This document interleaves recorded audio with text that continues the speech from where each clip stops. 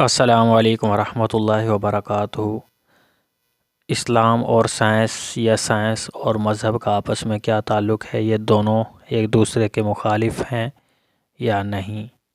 اور ان دونوں میں اختلاف کے کیا اسباب ہیں؟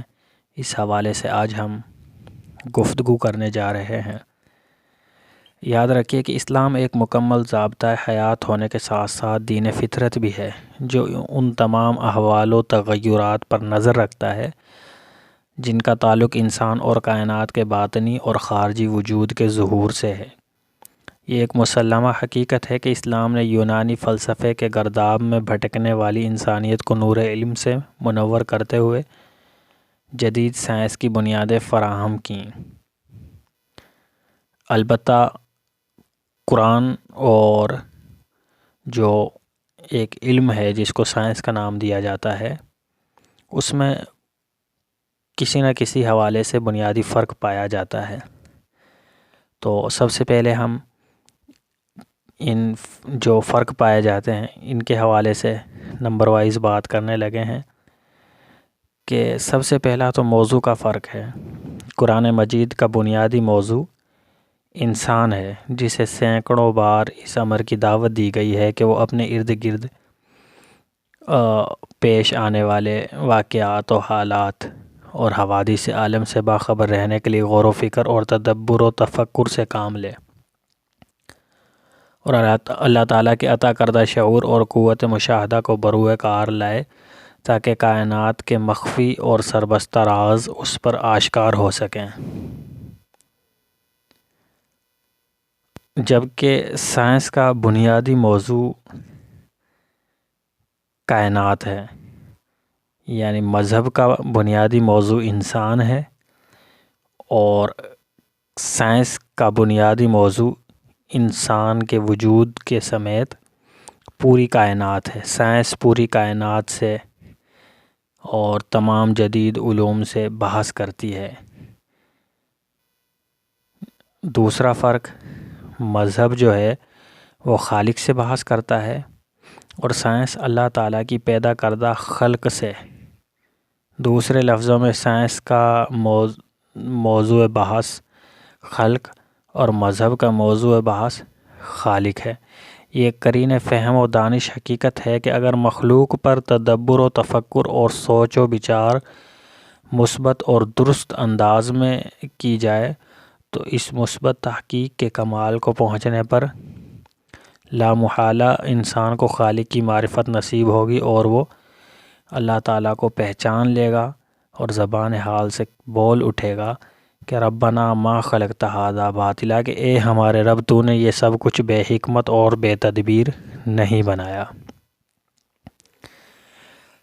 اور تیسرا فرق مذہب اور سائنس میں یہ ہے کہ سائنس کا دائرہ کار مشاہداتی اور تجرباتی علوم پر منحصر ہے، یعنی دائرہ کار کا فرق ہے، جبکہ مذہب اخلاقی و روحانی اور مابعد طبعیاتی امور سے متعلق ہے۔ تو یہ تیسرا فرق ہے کہ سائنس کا دائرہ کار مشاہدے کی بنیاد پر ہے، تجربے کی بنیاد پر ہے، اور مشاہدے اور تجربے کے علوم پر ہی منحصر ہے، جبکہ مذہب کا دائرہ بحث اخلاقی اور روحانی امور سے متعلق ہے۔ چوتھا فرق بنیاد میں ہے، یعنی ان کی بنیاد ہی میں فرق ہے۔ مذہب اور سائنس میں عدم تضاد کی بڑی اہم وجہ یہ ہے کہ دونوں کی بنیادیں ہی جدا جدا ہیں۔ در حقیقت سائنس کا موضوع علم ہے، جبکہ مذہب کا موضوع ایمان ہے۔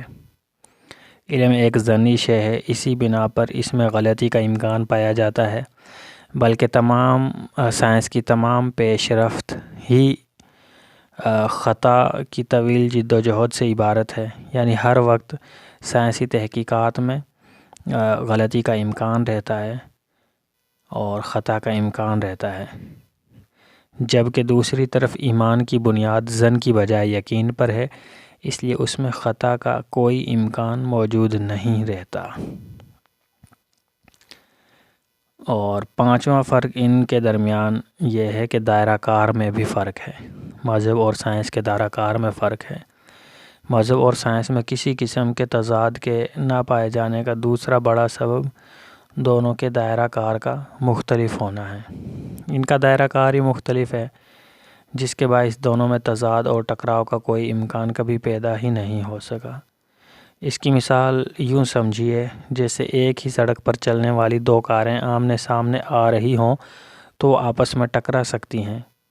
اسی طرح عین ممکن ہے کہ اسٹیشن ماسٹر کی غلطی سے دو ریل گاڑیاں آپس میں ٹکرا جائیں، لیکن یہ ممکن نہیں کہ کار اور ہوائی جہاز یا کار اور بحری جہاز آپس میں ٹکرا جائیں۔ ایسا اس لیے ممکن نہیں کہ دونوں کے سفر کے راستے الگ الگ ہیں۔ کار نے سڑک پر چلنا ہے، بحری جہاز نے سمندر میں اور ہوائی جہاز نے ہوا میں۔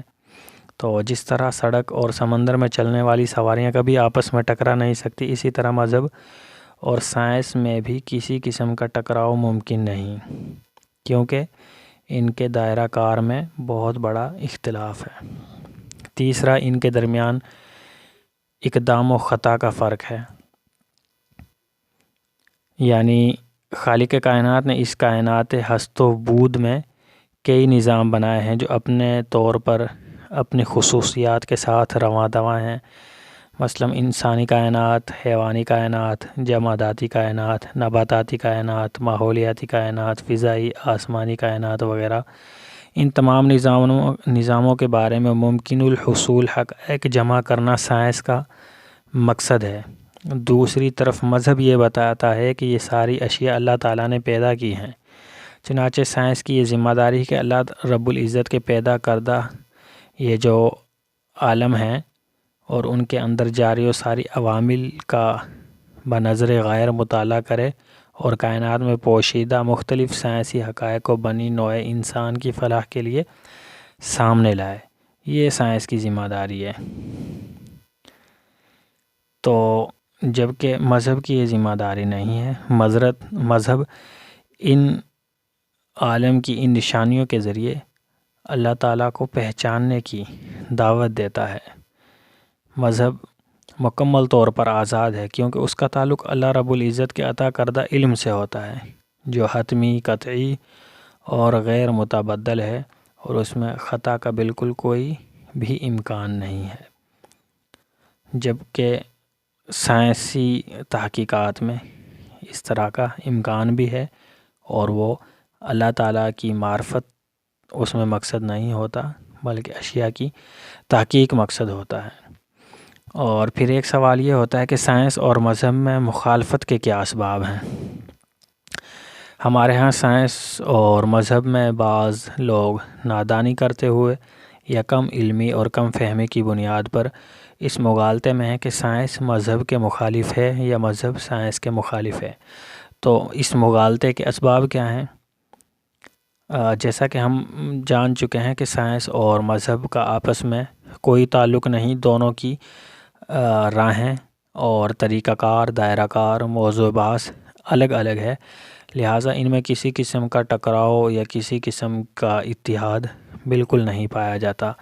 جو بظاہر معلوم ہوتا ہے کہ یہ دونوں ایک دوسرے کے ساتھ تضاد رکھتے ہیں، ایک دوسرے کے مخالف ہیں، اس غلط فہمی کے دو اسباب ہیں۔ ان میں سے ایک کا تعلق یورپ سے ہے اور دوسرے کا تعلق عالم اسلام سے۔ پہلا سبب 16ویں صدی کے کلیسائی مظالم عالم مغرب میں یہ مغالطہ اس دور میں پیدا ہوا جب بر اعظم یورپ عیسائی پادریوں کے تسلط میں جہالت کے گھٹا ٹوپ اندھیرے میں ڈوبا ہوا تھا۔ جاہل پادری عیسوی مذہب اور بائبل کی اصل اسلامی تعلیمات کو مسخ کر کے من گھڑت عیسائیت کو فروغ دینے میں کامیاب ہو چکے تھے۔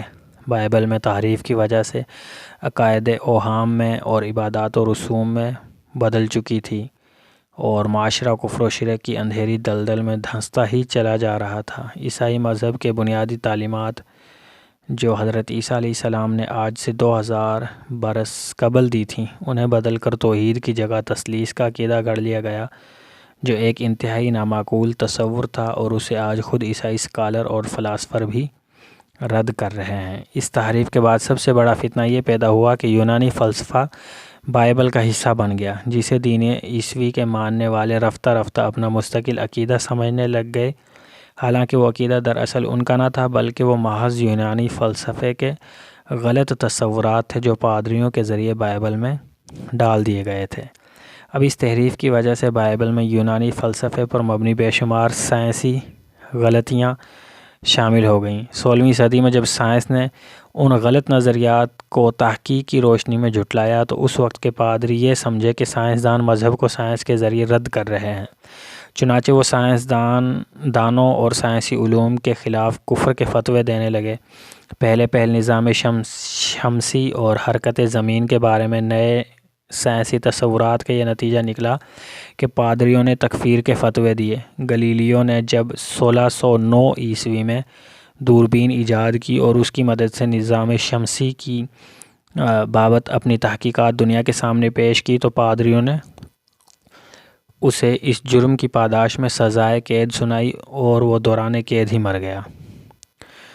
اسی طرح متعدد سائنسدانوں کو مذہب کے نام پر متعصب ظالمانہ قوانین کے شکنجے میں کستے ہوئے انہیں اپنے سائنسی نظریات واپس لینے پر مجبور کیا گیا، یہاں تک کہ ان میں سے بعض کو زندہ آگ میں جلا دیا گیا۔ ان تمام باتوں کے باوجود سائنس کا کارواں مسلسل آگے ہی آگے بڑھتا رہا اور نوبت یہاں تک پہنچی کہ اس جاہلانہ معاشرے میں مذہب اور سائنس کے درمیان ایک گھمبیر جنگ چھڑ گئی۔ قانون قدرت کے مطابق حق یعنی سائنس کو بالآخر فتح نصیب ہوئی اور مسخ شدہ عیسائیت اپنا سر پیٹ کر رہ گئی۔ اسی طرح عیسائیت کی شکست کے بعد اگرچہ یہ جنگ اب ختم ہو چکی ہے، تاہم جدید ذہن اسلام سمیت دیگر تمام ادیان کو بھی عیسائیت ہی کے پردے میں دیکھ رہا ہے اور انہیں بھی سائنسی تحقیقات پر پہرے بٹھانے والے اور باطل ادیان سمجھ رہا ہے، حالانکہ حقیقت بالکل اس کے برعکس ہے۔ مذہب اور سائنس میں مغایرت کی بحث کبھی بھی اسلام کی بحث نہ تھی، یہ عیسائیت کے مسخ شدہ مذہب اور سائنس کی جنگ تھی۔ بدقسمتی سے ہمارے نوجوانوں نے سائنسی علوم کی ابتدا اور پیش رفت کے بارے میں جاننے کے لیے عالم اسلام کی زرعی تاریخ کا مطالعہ کرنے کی زحمت ہی نہیں کی۔ انہوں نے اندلس، بغداد، دمشق اور نشاپور کی اسلامی سائنسی ترقی کا مطالعہ ہی نہیں کیا۔ آج بھی ہالینڈ کی لیڈن یونیورسٹی کی لائبریری کے ایشین سیکشن میں مسلم سائنسدانوں کی لکھی ہوئی صدیوں پرانی کتابیں موجود ہیں جو ہمیں اس حقیقت سے آگاہ کرتی ہیں کہ جب یورپ جہالت کی اتھاہ تاریکیوں میں ڈوبا ہوا تھا، اس وقت دنیا اسلام میں سائنسی تحقیقات کی بدولت علم و حکمت اور فکر و دانش کا سورج اپنی پوری آب و تاب کے ساتھ چمک رہا تھا۔ خلاصہ یہ کہ جاہل پادریوں نے جو یونانی غلط روایات عیسائیت میں داخل کر لی تھیں، جب سائنس نے ان کو جھٹلایا تو انہوں نے سائنسدانوں پر کفر کے فتوے لگائے اور اس کو عیسائیت کے خلاف قرار دیا۔ تو یہ پہلا سبب تھا سائنس کی مخالفت کا۔ دوسرا سبب علماء اسلام کی سائنسی علوم میں عدم دلچسپی۔ دوسری اہم وجہ ہمارے علماء کرام کے اذہان میں پایا جانے والا ایک غلط تصور ہے کہ ہمارے ہاں مدارس اسلامیہ کے نصاب یعنی درس نظامی میں صدیوں سے جو فلسفہ پڑھایا جا رہا ہے وہ اسلام سے ماخوذ ہے۔ یہ تصور ہی حقیقت کے خلاف ہے، کیونکہ وہ فلسفہ بنیادی طور پر اسلامی نہیں بلکہ یونانی فلسفہ ہے۔ ہمارے بعض کم نظر علماء وہ کتابیں پڑھ کر یہ تمیز بھول گئے ہیں کہ وہ فلسفہ یونانی ہے، قرآنی نہیں۔ اسی وجہ سے یہ سمجھا جاتا رہا ہے کہ بعض سائنسی تصورات ہمارے مذہب کے خلاف ہیں، حالانکہ حقیقت اس سے یکسر مختلف ہے اور بدیہی طور پر اسلام اور سائنس میں کسی قسم کا کوئی تضاد نہیں اور نہ ہی کوئی ٹکراؤ ہے، بلکہ یہ تضاد غلط سوچ اور حقیقت سے لا علمی کی پیداوار ہے۔ نظریہ اضافت کے بانی شہرہ آفاق سائنسدان آئنسٹائن کا کہنا ہے کہ science without religion is lame and religion without science is blind, یعنی مذہب کے بغیر سائنس لنگڑی ہے اور سائنس کے بغیر مذہب اندھا ہے۔ تو معلوم ہوا کہ سائنس اور اسلام یا سائنس اور مذہب کا آپس میں بالکل کوئی جھگڑا نہیں ہے، یہ دونوں متحد ہیں اور ان کے راستے جدا جدا ہیں۔ تو لہٰذا قرآن کے ذریعے سائنس کو ثابت کرنا یا سائنسی تحقیقات کی روشنی میں مذہب کی تنقید کرنا یہ سراسر غلط فہمی ہے، حقیقت سے بہت دور ہے، ان کا دائرہ کار ہی الگ ہے۔ لہٰذا نہ تو قرآن سے سائنس کو ثابت کرنا عقل مندی ہے، نہ سائنس سے مذہب کو رد کرنا یا قرآنی تعلیمات کا رد کرنا کوئی عقل مندی کی بات ہے۔ اگر آپ کو ہماری ویڈیوز اچھی لگتی ہیں تو ویڈیوز کو لائک اور شیئر کر دیجئے، اور اگر ابھی تک آپ نے ہمارا چینل سبسکرائب نہیں کیا تو برائے مہربانی چینل سبسکرائب کر لیں۔ والسلام علیکم ورحمۃ اللہ وبرکاتہ۔